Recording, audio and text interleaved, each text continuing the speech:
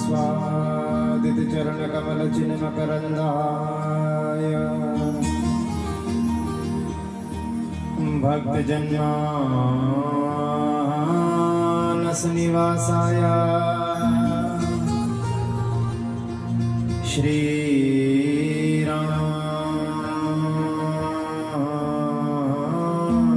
रामचंद्राय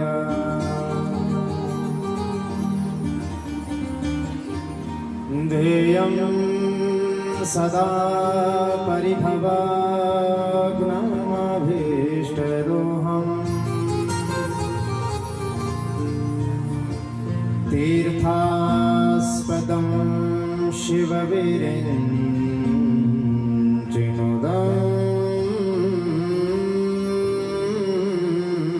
शरण्यं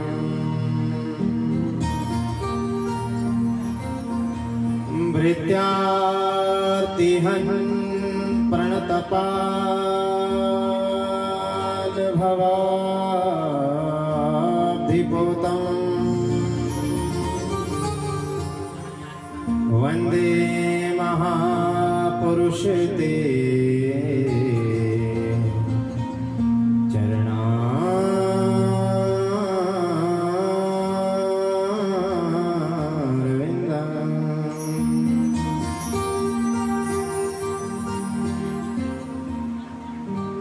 वंशी विभूषितकरा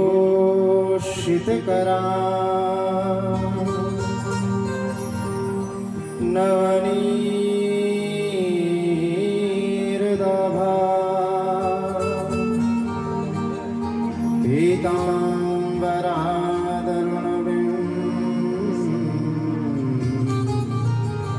पीताम्बरादरुणबिम्बफला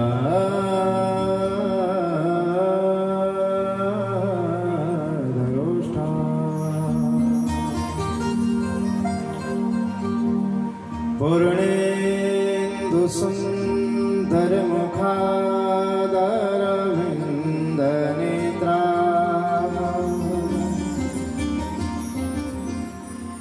कृष्णात् परं किमपि तत्त्वमहं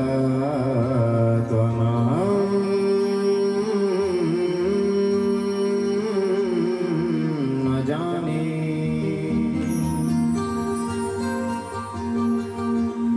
श्रुत्वा गुणान् भुवनसुन्दरशृण्वतां ते निर्विश्यकर्णविवरे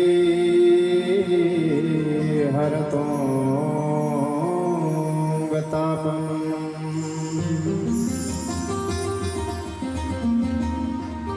रूपं दृशां दृशिमताम्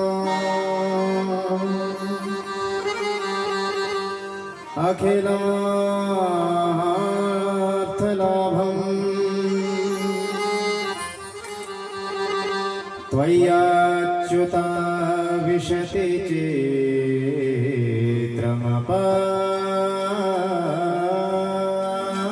चित्रमपत्रपं मे।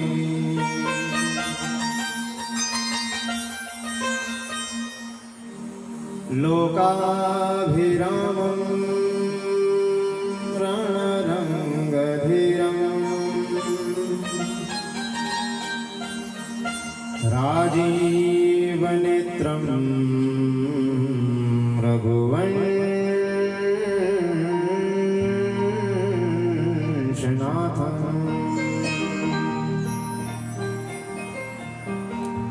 कारुण्यरूपं करुणाकरन्तं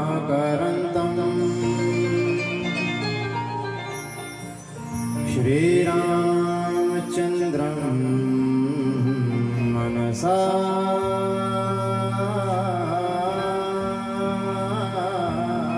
स्मरामि।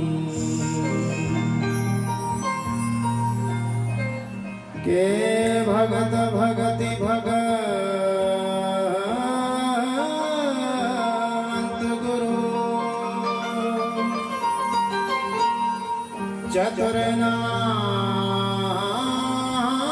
चतुर्नाम वपु एक इनके पद वंदन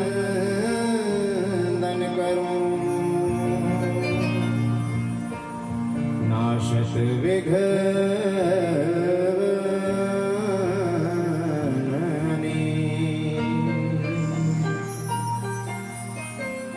ओ आइए हनुमंत जी विराजिए, कथा कहूँ अति अनुसार, प्रेम से गाती बैठो आइए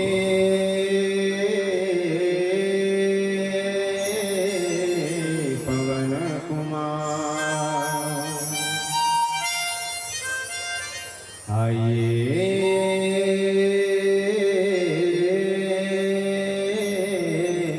पवन कुमार।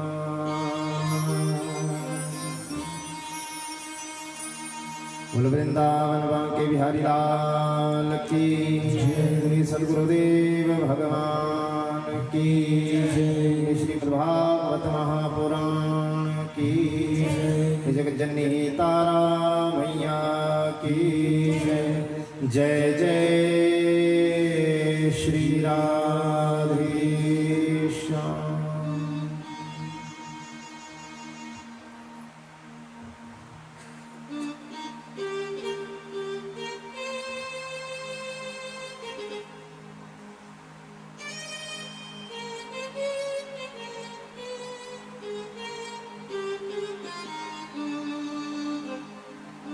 जीवन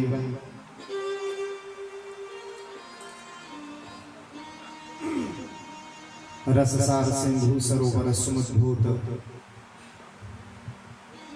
पंकज कमल अद्वितीय मूर्ति, निखिल जगन नियंता शार्ंगपाणी पुण्य श्लोक शिखामणि, अखंड चिन्मयी दृष्टि से युक्त शुद्ध सत्व में सर्वज्ञ परमात्मा स्वरूप निर्विकार, आदि पुरुष षडेश्वर से संपन्न, तीनों गुणों के अधिष्ठाता, सुखदायक, दया के समुद्र, शरणागत वत्सल, भक्तवत्सल, भक्तवांछा पारिजात कल्पतरु, नंदनंदन यशोदानंद वर्धन जति चोर माखन चोर कृष्ण कन्हैया श्री बालकृष्ण लाल जू और इन्हीं बालकृष्ण लाल की वांगमय प्रतिमूर्ति श्रीमद् भागवत महापुराण। बोलिए श्रीमद् भागवत महापुराण की प्रातः स्मरणीय अर्चनीय वंदनीय पूजनीय श्री गुरु चरणारविंदों में नमन करते हुए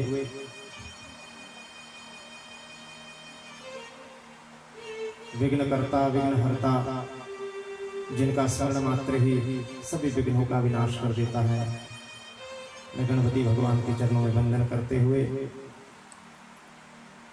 भूत भावन भगवान भोलेनाथ शंकर महादेव का आवाहन करते हुए जगजननी जगदम्बा परापश्यंती मध्यमा वैखरी और जिह्वा पर वर्ण रूप से सदैव विराजमान रहती हैं। माँ तारा, माँ जगदम्बा, जगजननी, माँ सरस्वती का आवाहन करते हुए वो हमें कथा कहने और सुनने का सामर्थ्य प्रदान करें। बोले जगदम्बा मैया की जय। भूत भावन भगवान भोलेनाथ समस्त गण मंडल प्रवाहित स्थापित पूजित समस्त देवी देवता, ब्राह्मण वर्ग, विद्वत मंडली, ज्येष्ठ श्रेष्ठ, संगीत के माध्यम से कथा रस माधुरी बोलने वाले संगीताचार्य, समुपस्थित समस्त यजमान परिवार, शक्ति भक्ति स्वरूपा मातृशक्ति, स्नेहमय बाल वृंद और आप सभी के हृदय में हृदयस्थ विराजमान मेरा गोविंद, गुरु गोविंद भगवान की आपके इस चौड़ा ग्राम में परम पावनी भागवती गंगा का परमानंद स्वरूप जो भगवान श्री कृष्ण का साक्षात वांगमय विग्रह स्वरूप है, श्रीमद् भागवत महापुराण प्राण प्रतिष्ठित है। यजमान परिवार की बड़ी दिव्य भावनाएं श्री भरत सिंह जी, इनकी धर्मपत्नी सुनीता देवी जी, इनके पुत्र पुत्रवधुएं, पौत्र पौत्रियां, इनका समस्त परिवार, भ्राता वृंद, सबने बड़े भाव के साथ मिलकर भगवान के चरणों में ये प्रणति पुष्पांजलि भागवत रूप शब्द में स्वरूप अर्पित करने के लिए कृत संकल्प हुए और वो संकल्प आज आपके इस चौड़ा ग्राम में यजमान परिवार के सामने साक्षात प्रतिष्ठित है। महाराज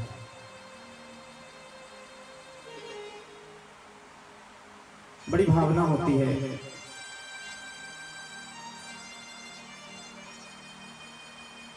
सामर्थ्य होने पर भी ऐसे अनुष्ठान नहीं हो पाते। धन तो आवश्यक है ही, परंतु बहुत ऐसे धनवान हैं जो धनवान होने पर भी ऐसे कार्य कर नहीं सकते। ठाकुर की आज्ञा नहीं है।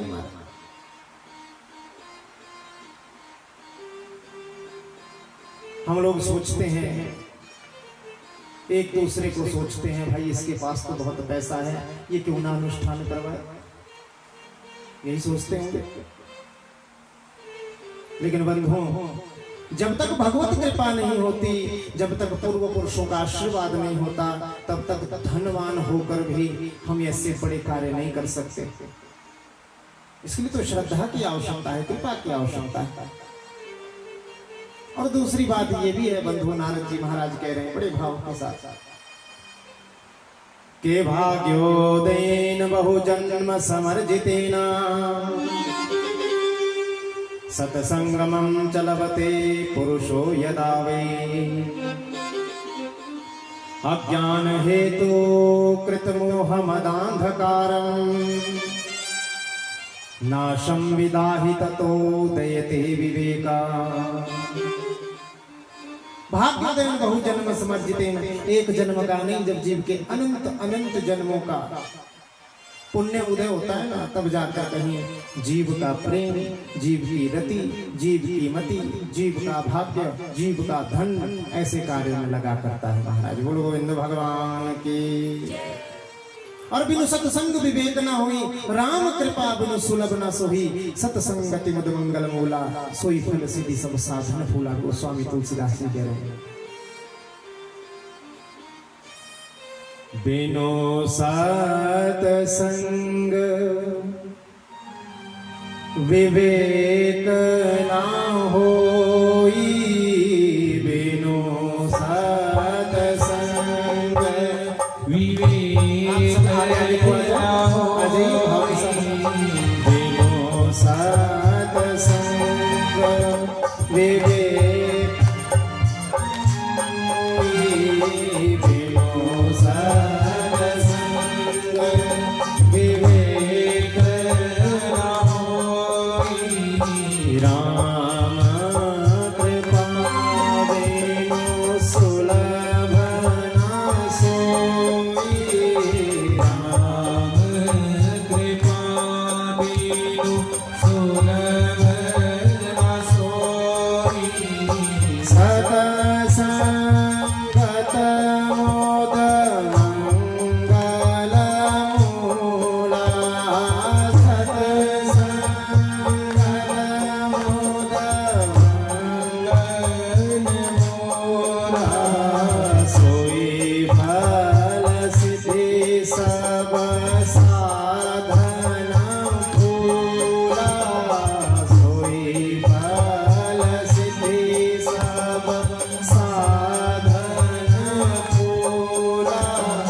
श्री राम जय राम जय जय राम, श्री राम जय राम जय जय राम, श्री राम जय राम जय जय राम,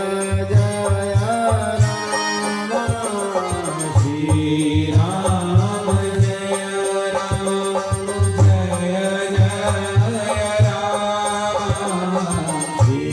राम जय राम जय जय राम,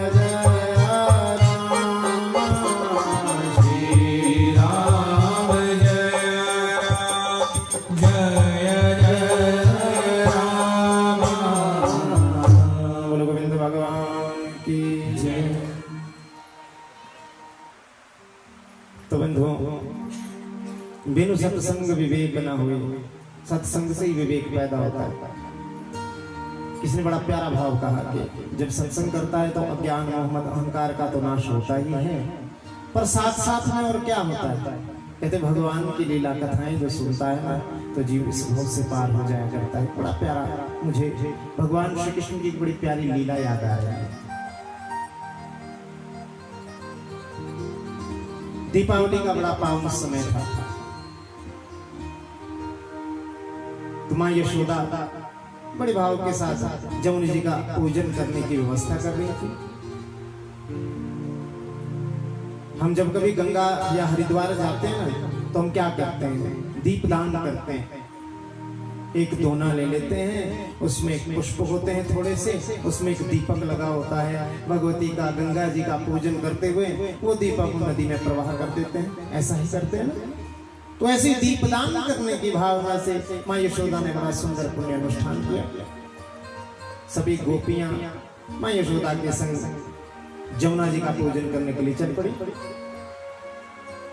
जमुना जी का पूजन करने के लिए जा रही हैं। इधर से भगवान श्री कृष्ण ने देखा, कहने लगे मैया मुझे भी आपके साथ जाना है। क्या कर रही है? मैं भी आपके साथ जाना चाहता हूँ। मां यशोदा ने कहा, कान्हा भी तो छोटा है, हम ना दीपदान करने के लिए जा रही हैं। आज दिवाली का परम पावन अवसर है। आज के दिन जमुना जी का पूजन करवाना पड़ता है, करना पड़ता है। भगवान श्री कृष्ण जिद करने लगे, माने नहीं। मैया मैं भी आपके साथ जाऊंगा, मुझे भी जाना है। अच्छा ठीक है कान्हा चल मेरे साथ चल। जाने लगे, जमुना जी के किनारे पहुंचे। सभी गोपियां बैठ गई जमुना जी के किनारे। सभी ने भाव के साथ जमुना जी का पूजन करने के लिए पुष्प हाथ में लिए, नाना प्रकार से जमुना जी का अर्चन किया, पूजन किया। एक दोना हाथ में लिया, उसमें दीपक जलाया और दीपकों को जमुना जी में बहाने लगी। बोलो गोविंद भगवान की जय। ऐसी बहाने लगी, बहुत सारे दीपक जब जमुना जी में बहने लगे तो गोविंद को कौतूहल सूझा। चुपके से मैया के पास से उठे, भागे उन दीपकों के साथ नदी के साथ भागने लगे और उन दीपकों से आगे पहले जमुना जी में प्रवेश किया। और महाराज जो दीपक भगवान के चरणों के पास से आ रहे थे उन दीपकों को उठाते हैं, जमुना जी के किनारे लगाते हैं, किनारे रखते जाते हैं। लेकिन जो दीपक भगवान की पहुंच से दूर होते हैं उस जमुना जी के जल में बहते चले जाते हैं, बहते चले जाते हैं, बहते चले जाते हैं। कथा साधारण सी है, लेकिन भाव कवि ने बड़ा प्यारा बताया। क्या है भाव? भाव यही है बंधुओं, संसार है एक नदिया, दुख सुख दो किनारे हैं। ये संसार ही संसरती की संसार जो चलता रहता है, सरकता रहता है, जो किसी के लिए रुकता नहीं, वही तो संसार है। और उस संसार में मां यशोदा कौन है? मां यशोदा है परमपिता परमात्मा। हम जीवों को इस संसार रूपी नदी में बहा देते हैं। हम भी जलते हुए दीपक हैं बंधुओं, बहते रहते हैं नदी में। जो तो भगवान के चरणों का सहारा ले लेते हैं उसे तो मेरे गोविंद अपने हाथों से इस संसार रूपी नदी से किनारे कर देते हैं। लेकिन जो भगवान के चरणों से दूर होते हैं वो इस संसार रूपी नदी में बहते चले जाते हैं। बोलो गोविंद भगवान की। अगर हम सोचे बंधुओं, कितना प्यारा भाव, एक पुराना भजन है, पुराना संगीत है कि संसार है एक नदिया, दुख सुख दो किनारे हैं, ना जाने कहां जाएं हम बहते धारे हैं। दुख और सुख रूपी दो किनारे हैं इस संसार में बंधुओं। और यदि दुख और सुख के बीच में हम सोचें कि हमें परम सुख की प्राप्ति होगी तो ये हमारी भावना बड़ी गलत हो जाएगी। हम लोग सोचते हैं कि हम तो कम सुखी, हमारा पड़ोसी ज्यादा सुखी है। गरीब कहे धनवान सुखी है, गरीब कहे धनवान सुखी है, धनवान कहे सुख राजा को भारी, राजा कहे चक्रवर्ती सुखी है, चक्रवर्ती कहे सुख इंद्र को भारी, इंद्र कहे चतुरानन सुखी है, चतुरानन कहे सुख विष्णु को भारी, पर तुलसी जिय जान विचार कहे सिया राम भजन बिन जीव दुखारी। गरीब सोचता है कि धनवान सुखी है, धनवान सोचता है कि राजा को बहुत सुख होगा, राजा सोचता है कि चक्रवर्ती सम्राट को मुझसे अधिक सुख है, चक्रवर्ती सोचता है कि इंद्र को बड़ा भारी सुख होगा, इंद्र सोचता है कि चतुरानन ब्रह्मा जी बड़े सुखी हैं, कमलासन पर बैठते हैं। ब्रह्मा जी सोचते हैं भगवान विष्णु को सुख है, शेष की नैया में क्षीर सागर में लेटे रहते हैं, लक्ष्मी पैर दबाती रहती है, और तो कोई काम है नहीं। बोल गोविंद भगवान की। लेकिन तुलसी बाबा बड़ा प्यारा कहते हैं, हमारी सोच जो हो, हम कुछ सोचते रहे, हमारे सोचने से कुछ होने वाला नहीं। तुलसी जी जान विचारी कहे, सिया राम भजन बिन जीव दुखारी। बोलो गोविंद भगवान की। सिया राम भजन बिन, जब तक श्री राम का, भगवान का, कृष्ण का, राम का हमने भजन नहीं किया, तब तक हमारे मन में दुख व्याप्त ही रहेगा, वास्तविक सुख में प्राप्त हो ही नहीं सकता। और यदि हम सोचे कि संसार में बड़ा भारी सुख है, तो ये भावना, हमारा विचार गलत हो जाएगा। हाँ, सांसारिक सुखों को भोगना है तो अलग विषय है, और यदि सत्य को प्राप्त करना है, उस सत्य सुख को प्राप्त करना है। पहला ही श्लोक व्यास जी ने भागवत जी में पहला ही कहा कि सत्यम परम धीमहि, सत्यम परम धीमहि। मैं उस सत्य स्वरूप परमात्मा का ध्यान करता हूं, तो सत्य तो केवल परमात्मा। एक नर्तकी थी महाराज, नर्तकी, नाचने वाली, बहुत सुंदर, बहुत सुंदर।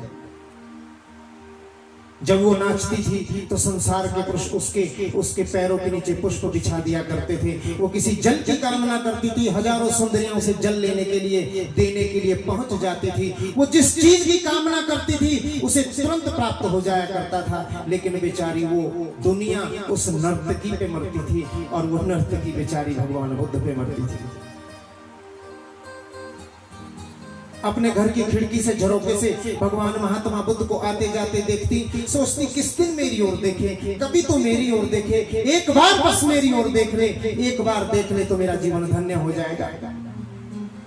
लेकिन भगवान महात्मा बुद्ध उस नर्तकी की ओर देखते भी नहीं थे महाराज, वहां से निकल जाते आगे। एक दिन नर्तकी के मन में रहा नहीं गया, भागी भागी भगवान बुद्ध को आगे से पकड़ लिया, हाथ पकड़ लिया महात्मा बुद्ध का, और कहने लगी, महात्मा, दुनिया मुझे देखती है, मैं तुझे देखती हूँ। दुनिया मेरे पास आती है, मैं तेरे पास आना चाहती हूँ। दुनिया मुझसे बात करती है, मैं तुझसे बात करना चाहती हूँ।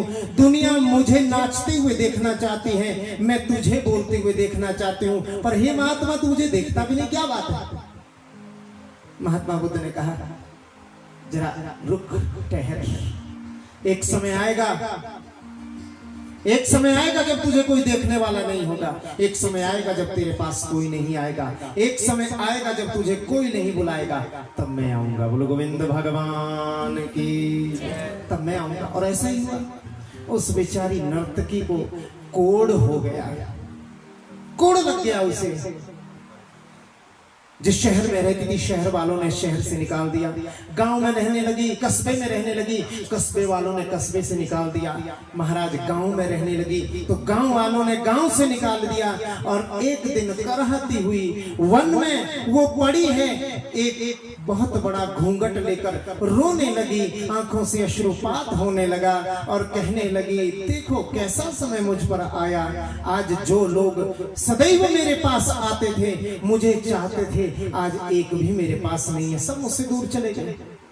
आज नर्तकी को एहसास हुआ कि लोग मुझसे नहीं, मेरे शरीर से प्रेम करते थे। जंगल में करा रही है, रो रही है, रोते रोते ये विचार कर रही थी कि उसी समय पीछे से किसी ने आवाज लगाई, अरे सुंदरी। नर्तकी ने मुड़कर देखा तो क्या, बड़े प्यारे सुंदर घुंघराले बालों वाले भगवान बुद्ध चले आ रहे थे। बुद्ध ने जैसे ही देखा सुंदरी को, और उस नर्तकी ने जैसे ही भगवान बुद्ध को देखा, अब मैं सुंदरी नहीं रही महात्मा, अब मुझ में वो सुंदरता नहीं, अब मुझ में वो बात नहीं, अब मुझ में वो आकर्षण नहीं, अब मुझ में वो प्रेम नहीं, मेरा सब कुछ समाप्त हो गया। महात्मा बुद्ध ने कहा, मैंने तुझसे कहा था हे देवी, जिस दिन तेरे पास कोई आने वाला नहीं होगा उस दिन मैं आऊंगा। मैंने कहा था तुझे कोई देखने वाला नहीं होगा, उस दिन मैं देखूंगा। मैंने तुझसे कहा था तुझसे कोई बात करने वाला नहीं होगा, उस दिन मैं बात करूंगा। आज देख मैं तेरे सामने हूँ, बोल तुझे क्या करना है। बोल गोविंद भगवान की जय। तो ऐसी भावना हो, उस नर्तकी की तरह हम भी अपने शरीर से बड़ा प्रेम करते हैं महाराज। हम भी सोचते हैं कि हम किसी के पास न जाएं, सब हमारे ही पास आए। तो बंधुओं, यदि जीवन में कुछ पाना है, जीवन में यदि कुछ ग्रहण करना है, जीवन में यदि कुछ पाना चाहते हैं, तो बंधुओं सबसे पहले यदि आज के समय की आवश्यकता है, बुरे कदमों से बचना है, बुरी दृष्टियों से बचना है, बुरे समय से बचना है, तो सबसे प्यारा माध्यम है भगवान का भजन, भगवत भजन। बोलो गोविंद भगवान की। इसलिए नारद जी कह रहे हैं कि भाग्यो दैन बहु जन्म समर्जितेना सतसंगमं चलबते पुरुषो यदावे। इसीलिए कह रहे हैं कि एक जन्म का नहीं, आपके न जाने कितने जन्मों का पुण्य उदय हो गया यजमान जी। बोलो गोविंद भगवान की। नैमिषारण्य के परम पावन तीर्थ पर शौनकादि 88,000 ऋषियों को सूत जी महाराज जी कथा सुना रहे हैं। गंगा के तट पर सुखदेव महाप्रभु परीक्षित को ये कथा सुना रहे हैं। और क्यों? क्योंकि 7 दिन में मरने का शाप लगा है। सुखदेव महाप्रभु से परीक्षित प्रश्न कर रहे हैं और परीक्षित जी महाराज बड़े भाव के साथ परीक्षित प्रश्न कर रहा है और सुखदेव महाप्रभु उत्तर दे रहे हैं। बोले सुखदेव भगवान की। कल की कथा में सुंदर सृष्टि वर्णन हमने श्रवण किया। ब्रह्मा जी की 3 पुत्रियां आकुति, देवहूति, प्रसूति, प्रियव्रत और उत्तानपाद। मनु और शत्रुपा से जब मैथुनी सृष्टि का प्रारंभ हुआ, ये सब चर्चा हमने कल के सत्र में श्रवण करी। हमने श्रवण किया भाव के साथ विदुर मैत्री संवाद, बड़ा सुंदर भाव कल की कथा में जागृत हुआ। परीक्षित ने पूछा, हे सुखदेव महाप्रभु, ये जो 5 पुत्रियां थी, अच्छा कल की कथा हमारी रुकी थी भगवान वराह अवतार पर। वराह अवतार पर भगवान ने वराह अवतार लिया। हिरण्याक्ष नाम का एक राक्षस पृथ्वी को जल में ले गया था, रसातल में ले गया था। भगवान ने बड़े भाव के साथ अपनी दाढ़ों पर उसे उठाया, चिदांश में स्थापित किया और बंधुओं भगवान का युद्ध हुआ। किसके साथ? वराह भगवान का। बोलो, हिरण्याक्ष के साथ। ये पहली बार मैं छोड़ दिया, अगली बार मैं कथा ही नहीं करूंगा शुरू, जब तक आप उत्तर नहीं दोगे। आ रही बात समझ? नहीं आ रही तो ऐसे करो, आ रही तो ऐसे करो। बोलो गोविंद भगवान की। हिरण्याक्ष का वध किया और भाव के साथ ये भगवान का सुंदर वराह रूप में अवतार हुआ। बोलो वराह भगवान की। कुछ लोग कहते हैं, बड़ा प्यारा भाव संतों का, कि जब वराह भगवान पृथ्वी को ना अपनी दाढ़ों पर उठाकर स्थापित करने के लिए, ब्रह्मांड में चिदांश में स्थापित करने के लिए ला रहे थे, तो पृथ्वी के मन में अभिमान आ गया। पृथ्वी सोचने लगी कि मेरे बिना तो पृथ्वी का, मेरे बिना तो भगवान का काम ही नहीं चल सकता, क्योंकि मेरे लिए तो भगवान वराह बन के आए। मेरे लिए तो भगवान ने सूकर बन के, एक सुअर का अवतार लेकर आए मेरे लिए भगवान। मेरे बिना तो काम चल नहीं सकता। तो ऐसा वर्णन आता है, भगवान ने परम पावन वृंदावन धाम के दर्शन पृथ्वी को करा दिए। बोलो वृंदावन धाम की। अब पृथ्वी ने पूछा, ये कहां से आया? मैं तो डूब गई थी जल में। तो भगवान ने कहा कि ये तो मेरा घर है, ये तुम्हारा पृथ्वी का भाग नहीं। और बंधुओं ऐसा ही है, शास्त्रों में वर्णन आता है कि वृंदावन का कभी प्रलय नहीं होता, काशी का कभी प्रलय नहीं होता। ये भगवान के धाम है। काशी भगवान शंकर की स्थली है और वृंदावन भगवान विष्णु का स्थली है, भगवान श्री कृष्ण की स्थली है। गुरु है पुरुष, तीर्थ है प्रयाग और वृंदावन देता है कर प्रयाग को। और इस प्रकार से